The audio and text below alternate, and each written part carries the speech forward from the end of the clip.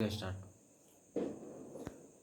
Good evening everyone. देखिए, आज के क्लास में हम क्लास 7 के एक इम्पोर्टेंट चैप्टर को शुरू करने वाले हैं, जिस चैप्टर का नाम है weather climate adaptation of animals to the climate. इसका मतलब ये हुआ, अच्छा बेसिकली ये जो चैप्टर है ये वेदर और क्लाइमेट आप एसएसटी के अंदर ही पढ़ सकते हैं और बायो के अंदर ही पढ़ सकते हैं। बायो के अंदर इसीलिए क्योंकि इसके साथ एनिमल को ऐड कर रखा है। इसका मतलब ये हुआ, ये पूरा का पूरा चैप्टर हम अभी किस में पढ़ेंगे, बायो में पढ़ेंगे। तो यहाँ पे समझने वाली बात क्या है, वेदर और क्लाइमेट। तो सबसे पहले हम ये समझेंगे इस वीडियो में वेदर और क्लाइमेट में डिफरेंस क्या है। बहुत आदमी को वेदर और क्लाइमेट के बीच में डिफरेंस पता नहीं होता है।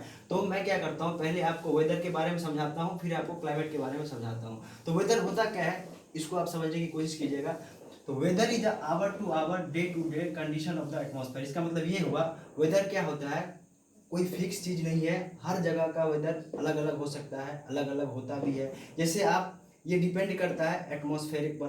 किस पे डिपेंड करता है, एटमॉस्फेयर पर। तो हर जगह का एटमॉस्फेयर क्या होगा, अलग अलग। इसका मतलब ये हुआ, जब जब एटमॉस्फेयर चेंज होगा वेदर क्या होगा, चेंज हो जाएगा। मतलब जैसे लेट अस सपोज आप घर से बाहर जा रहे हैं, आपको रूम में गर्मी महसूस हो रहा है, आप घर से बाहर गए, थोड़ा टाइम बाद लगे एकदम ठंडा हो गया। इसका मतलब ये हुआ, जो वेदर है ये किस पे डिपेंड करता है, एटमॉस्फेयर के कंडीशन पे। अगर एटमॉस्फेयर का कंडीशन बदला, वेदर बदल जाएगा।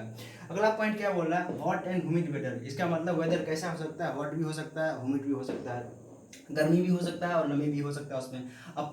Pleasant breezy weather. इसका मतलब प्लीजेंट ब्रीजी वेदर का मतलब ये हुआ, ये आंधी तूफान भी हो सकता है। इसका मतलब वेदर आंधी तूफान भी हो सकता है। अब ये तो था वेदर। आई होप आपको वेदर के बारे में पूरा समझ आ गया होगा।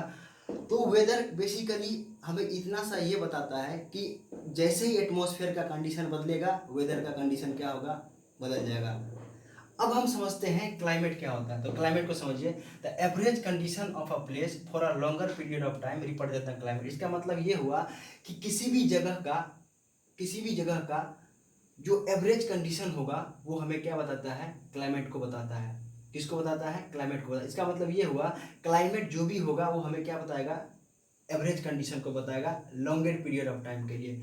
मान लेते हैं किसी जगह पे कई लंबे टाइम तक ठंडी है, लंबे टाइम तक गर्मी है, तो ये क्या बता रहा है, एवरेज कंडीशन को बता रहा है। किसको बता रहा है, एवरेज कंडीशन को बता रहा है। तो उसको क्या बोलेंगे, क्लाइमेट। इसका मतलब ये नहीं हुआ कि वेदर क्या होगा, क्लाइमेट हो जाएगा। ये चीज क्या है, गलत है।